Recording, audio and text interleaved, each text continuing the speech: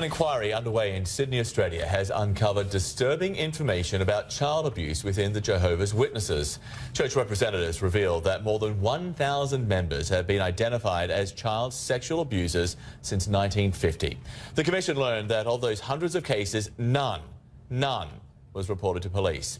An elder testified that its church practiced not to report sexual abuse, but rather to adopt a scriptural response to allegations. Emma Hannigan with Australia's SBS has been following the hearing. She joins us now live from Sydney. So, Emma, this is a wide-ranging royal commission. It started with allegations of child sexual abuse, into the Catholic Church, and now it's investigating the JWs, Jehovah's Witnesses. The evidence so far has been particularly damning. It certainly has, Joan. I mean, the Royal Commission heard that, as you said, 1950, 1,006 alleged abusers have been identified to the Jehovah's Witnesses. Now, that was 1,006 people, not 1,006 cases, so we don't know how many cases were, but none of these were reported to authorities. Instead, what the church would do is they would investigate the claims themselves. This often involved bringing the abuser and their victims together to discuss their claims of abuse. A victim, identified only as BCB, was groomed and sexually abused by Bill Neal, a respected elder, from the age of 15. When the abuse finally emerged, she was summoned to a meeting of elder men that included her abuser. Bill Neal, who's now dead, admitted the abuse. I found the experience of reporting my abuse to a room full of men, including the man who had abused me, very distressing. She was also asked not to discuss the abuse with anyone else out of respect for her abuser and his family. Thinking back, I now see that I was being asked to respect the man who had done those things to me, but nobody was offering me any respect or proper support. The Royal Commission heard that of the 1,006 alleged abusers identified to the Jehovah's Witnesses since 1950, not one single person had been reported to police. This evidence was borne out by the testimony of one of the church elders, who himself had investigated a case of abuse. And what about telling other authorities? Are you aware of your obligations if someone tells you of a serious allegation of sexual assault? Well, we don't report it to the police. I think we encourage them to do that, but we give them the assistance to do that if they need that. Church elders could now face criminal charges for concealing the abuse. The Commission also heard that the church only believed victims if the alleged abuser confessed or there were two witnesses. The requirement that there be two or more witnesses has prevented at least 125 allegations of child sexual abuse from proceeding to a judicial committee. The hearing into the Jehovah's Witnesses is expected to continue for 2 weeks. The Commission heard from another elder today who also investigated BCB's case. It was told that when he was informed the woman was considering bringing her story to the Royal Commission, he asked what that would accomplish other than dragging Jehovah's name through the mud. Now, he has admitted that this wasn't perhaps the most sympathetic approach to take. And also today, the Commission has been dealing with the actual response by church elders when young women allege that they were sexually abused by members of the church. Well, church elder today, Joe Bellows, said that the church recommends a biblical response to the trauma caused by sexual abuse. The Commission heard from two abuse survivors who felt so unsupported by the church that they had both attempted suicide.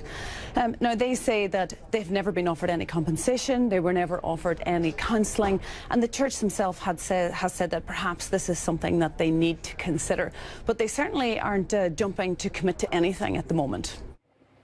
Os anciãos australianos das Testemunhas de Jeová estão nesse exato momento, nesse mês de março, em audiência que começou na última sexta-feira, dia 10, no banco dos réus, acusados de acobertamento de pedofilia por mais de 5 décadas.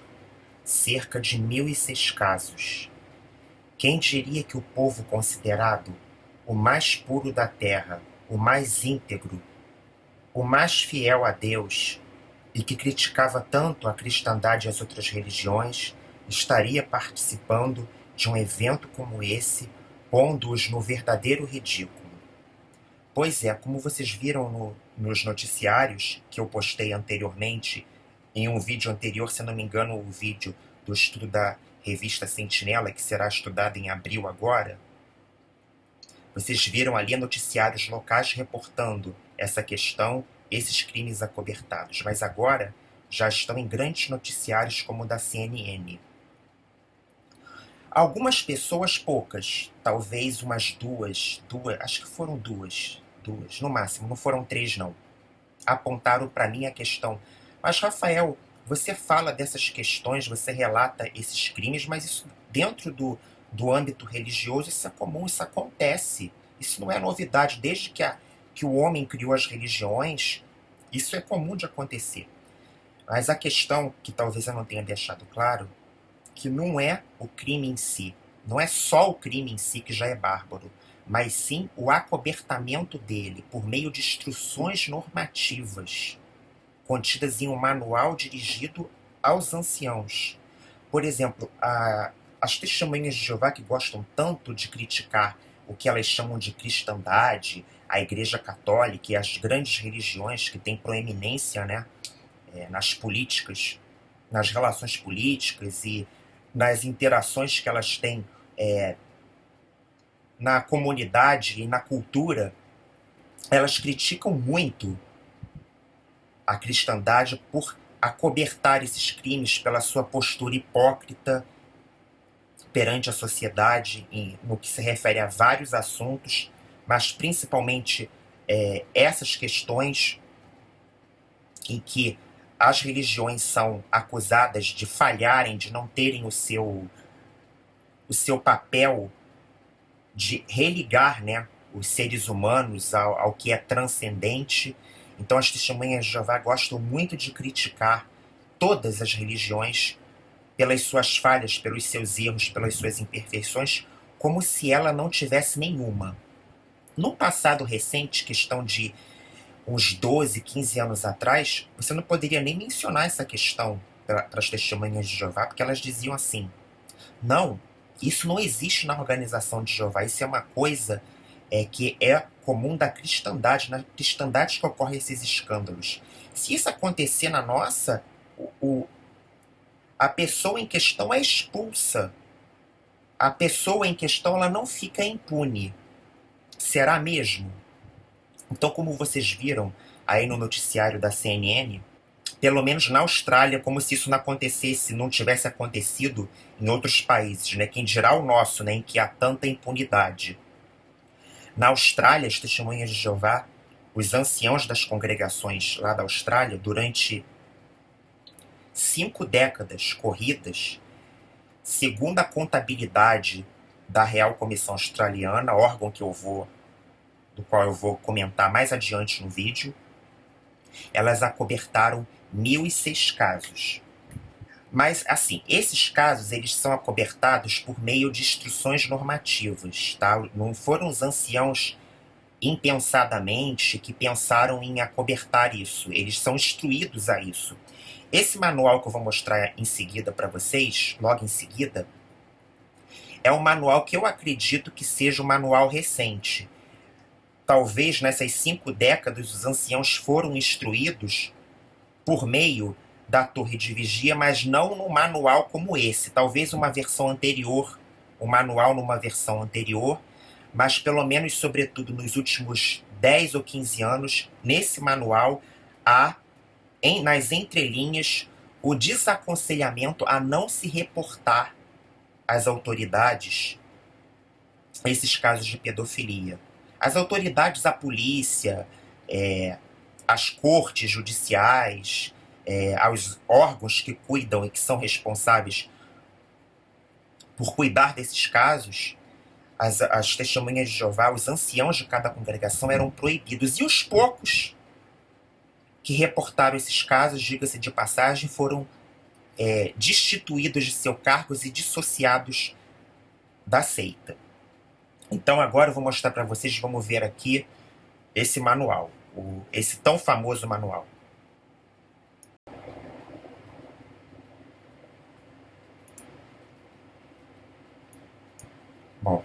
Bom, esse é o manual, temos aqui a capa, Pastorei o Rebanho de Deus. Em inglês ele é conhecido como Shepherd the Flock of God. Tá?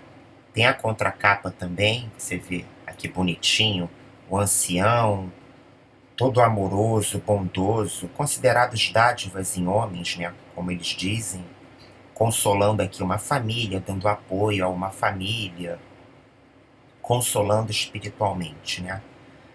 Mas, infelizmente, não é isso que eles estão fazendo agora, pelo menos os anciãos lá na Austrália.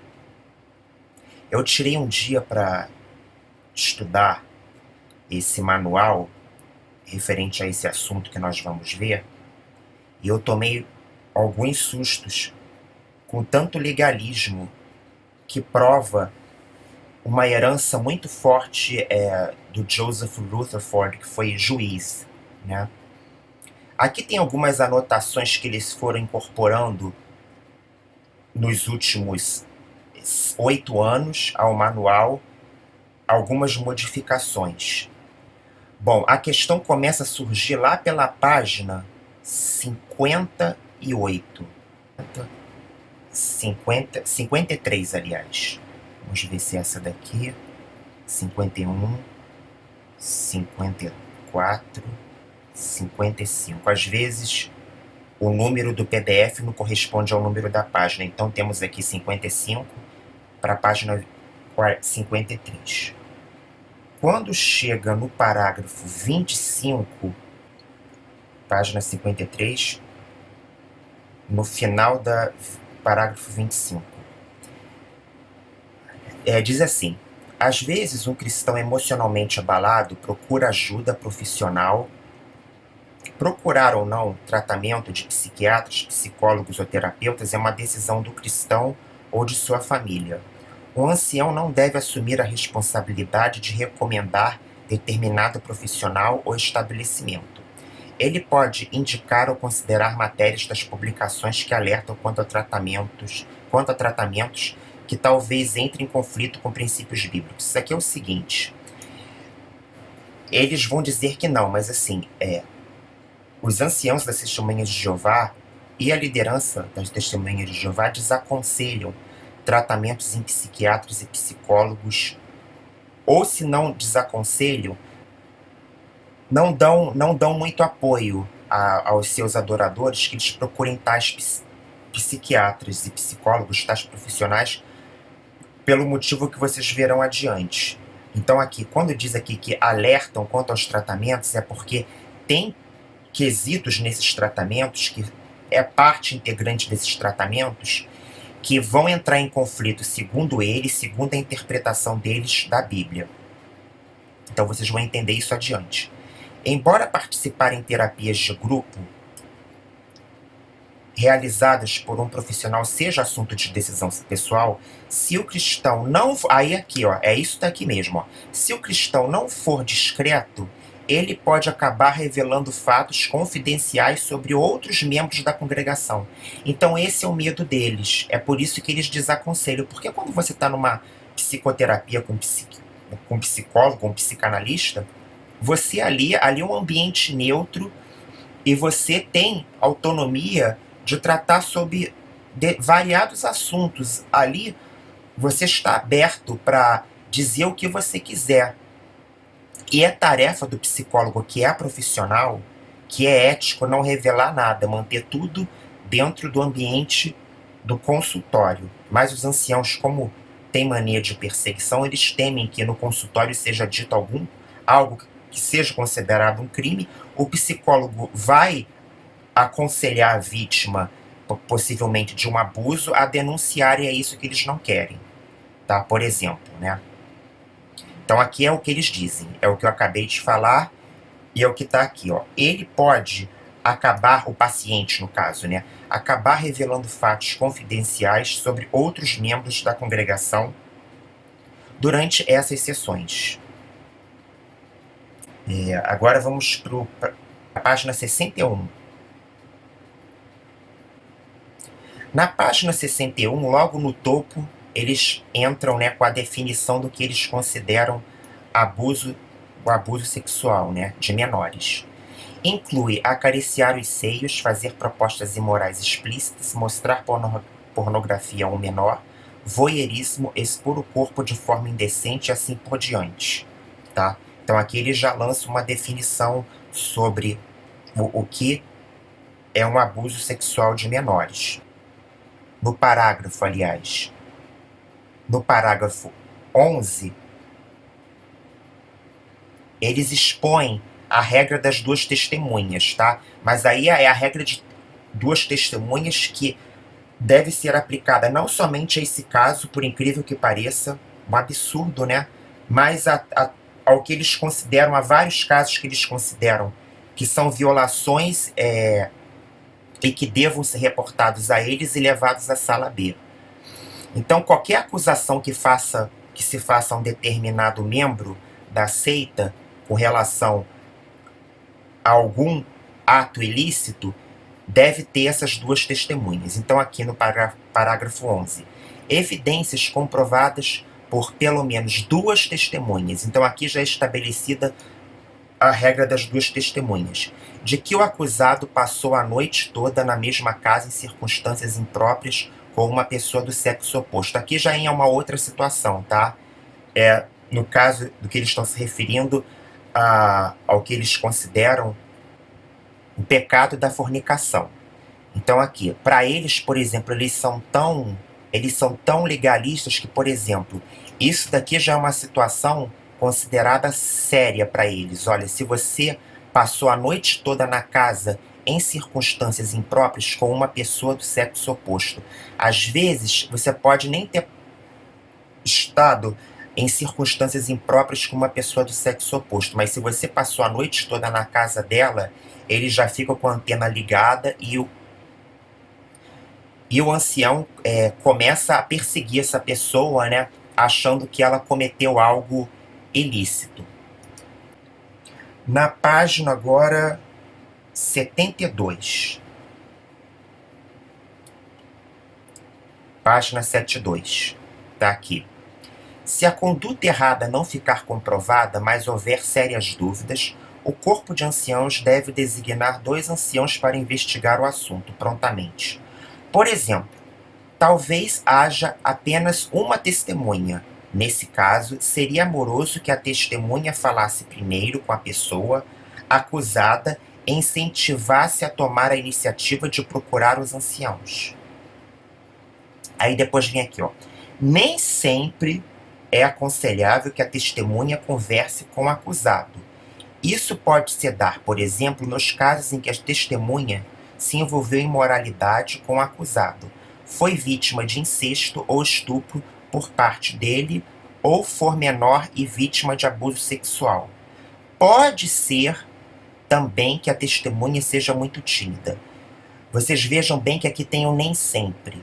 Então, mesmo que eles dizem aqui que nem sempre é aconselhável, em todos os casos em que houve abuso de menores, pelo menos no âmbito lá da Austrália, eles acharam necessário, eles não acataram isso que está aqui, eles acharam necessário expor a vítima do abuso ao abusador.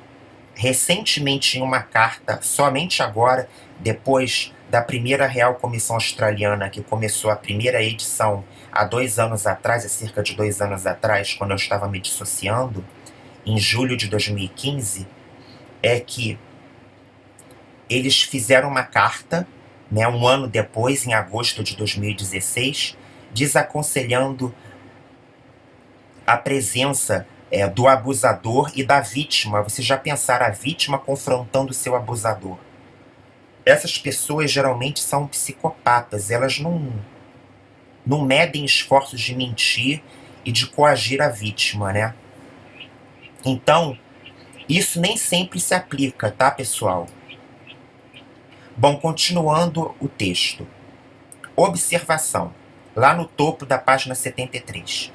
Se a acusação envolver abuso sexual de menores e a vítima ainda for menor, os anciãos deverão entrar em contato com o escritório e não com a autoridade, né?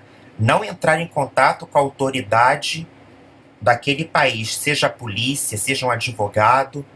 Eles desaconselham, eles não deixam a família fazer isso. Então, os anciãos deverão entrar em contato com o escritório, não, né, com uma autoridade civil. antes de agendar a reunião com o menor e o acusado. Então aqui já está contradizendo o que diz antes, né? Que nem sempre é aconselhável. Nesse caso, o menor tem que confrontar o acusado junto com os anciãos. Se o acusador ou o acusado não estiverem dispostos a se reunir com os anciãos, ou se o acusado continuar a negar a acusação, porque não teve as duas testemunhas, olha que coisa ridícula, tem que ter duas testemunhas. Que acusado, que criminoso vai cometer um ato desse na presença de duas testemunhas? Só se ele for muito burro.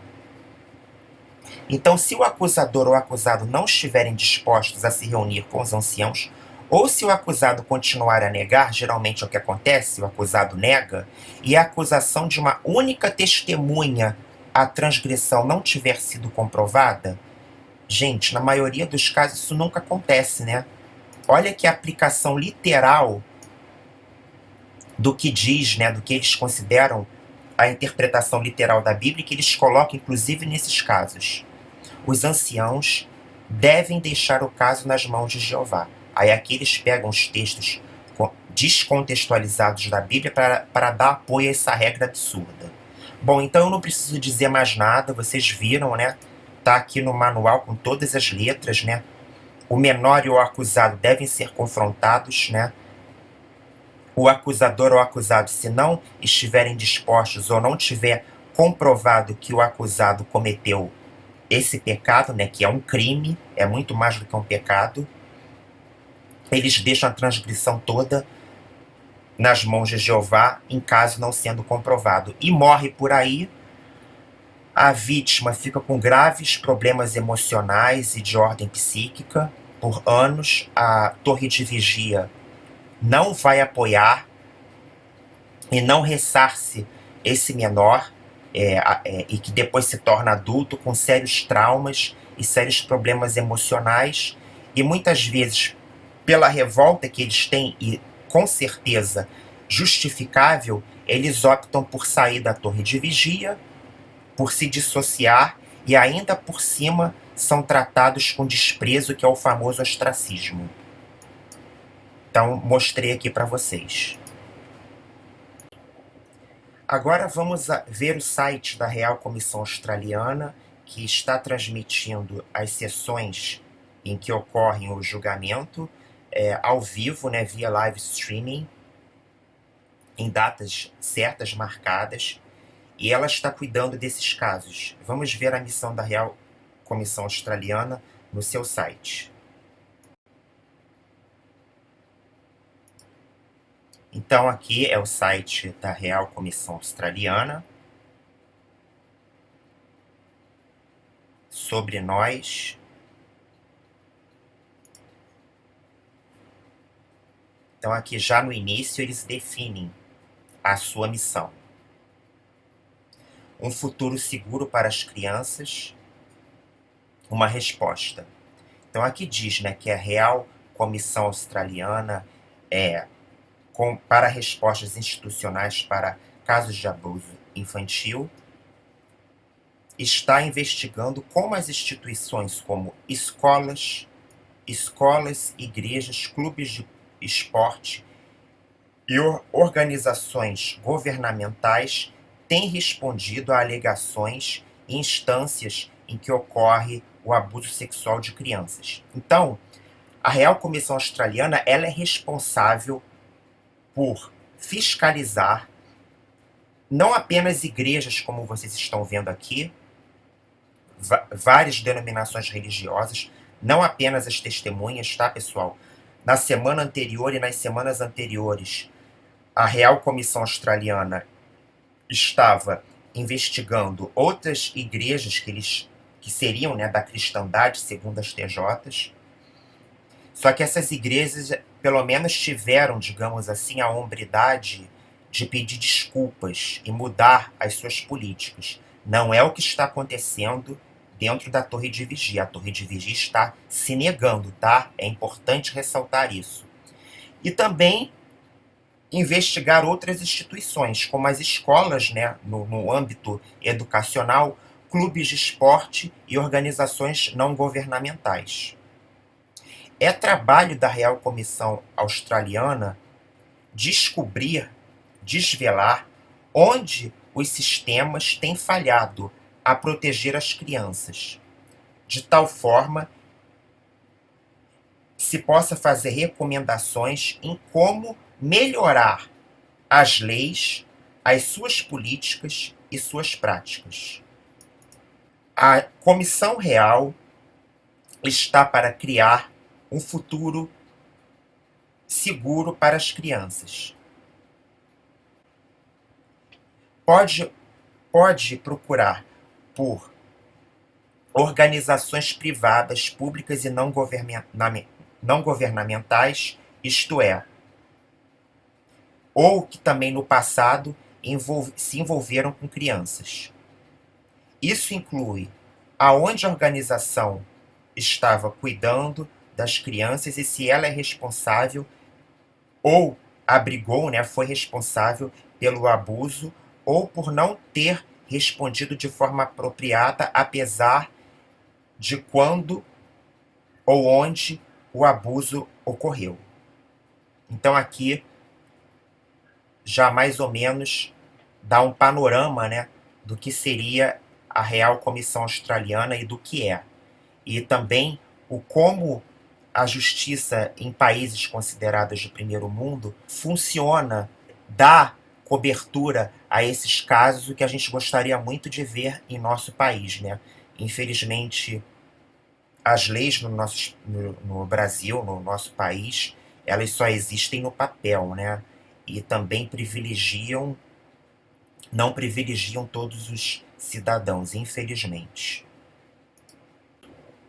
E essa é a segunda rodada, tá, pessoal, da Real Comissão Australiana. A primeira ocorreu em julho de 2015, como eu já disse, tá? E desde que ocorreu essa, no final dessa de julho de 2015, a Real Comissão Australiana deu sugestões para a Torre de Vigia acatar, tá?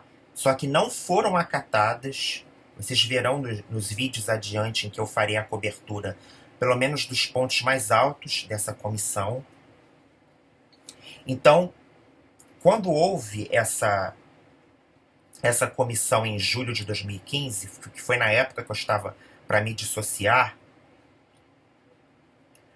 a Real Comissão deu essas sugestões e a Torre de Vigia, tudo o que ela fez foi elaborar 2 cartas, tá? E, enfim, essas cartas só foram para os anciãos e depois eles leram para a congregação.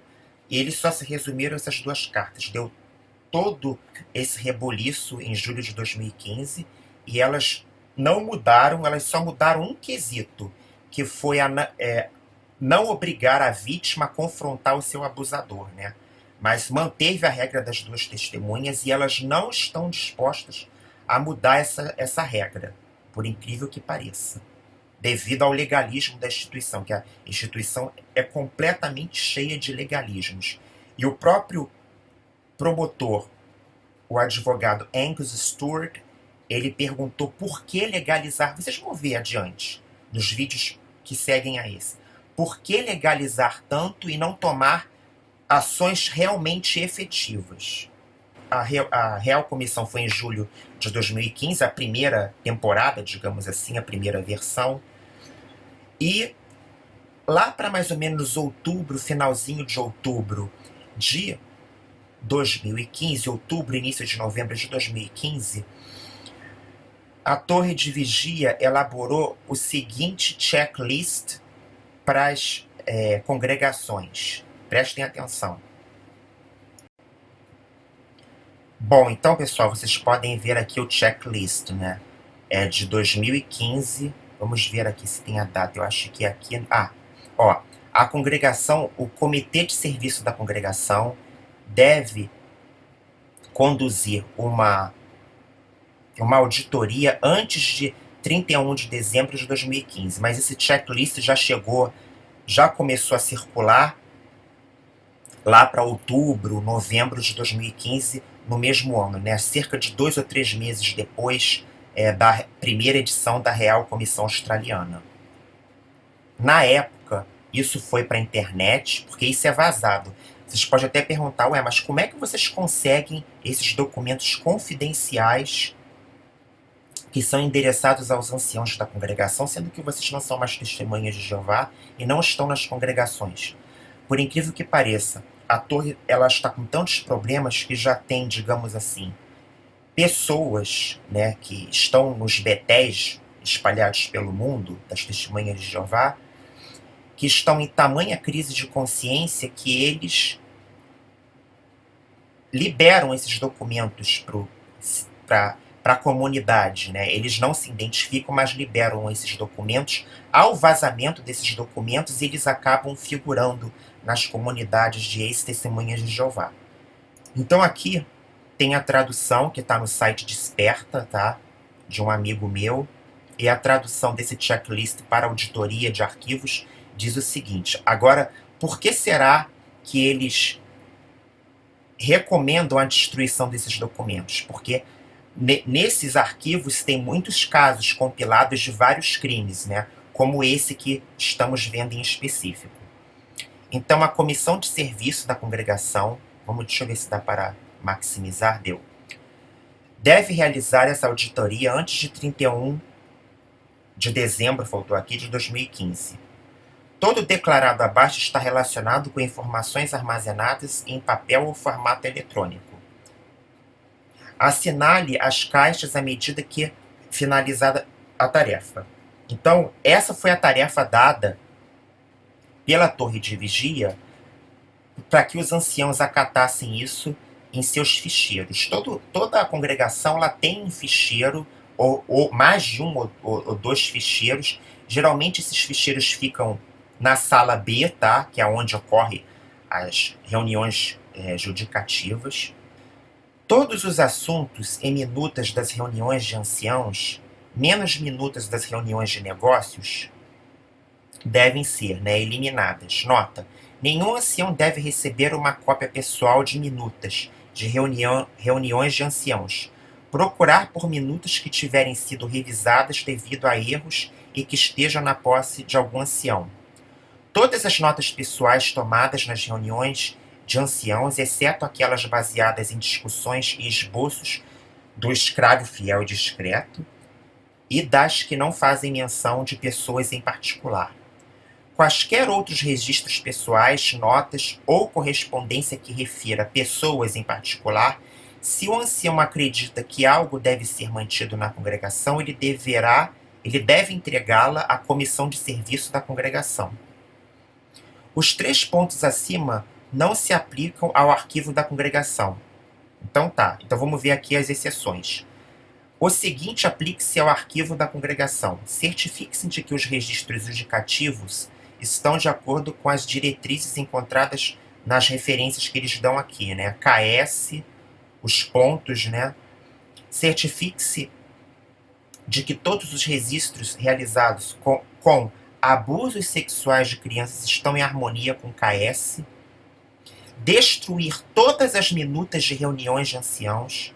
Certificar-se de que minutas não sejam nada mais que simples notas de decisões em harmonia com KS.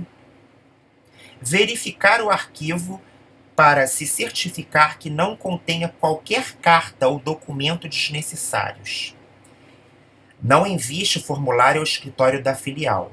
Torne-o disponível ao superintendente de serviço com os arquivos de congregação para inspeção durante a visita, que cai entre fevereiro e agosto. Então está aqui, né, as recomendações deles para a destruição de documentos arquivados.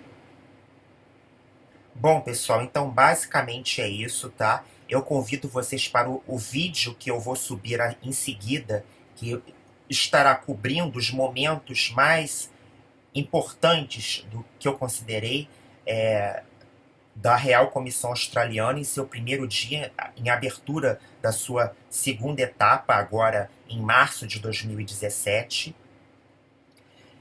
Então eu convido que vocês assistam o próximo vídeo e compartilhem para o máximo de pessoas que vocês puderem. Muito obrigado. Então vamos ao próximo vídeo.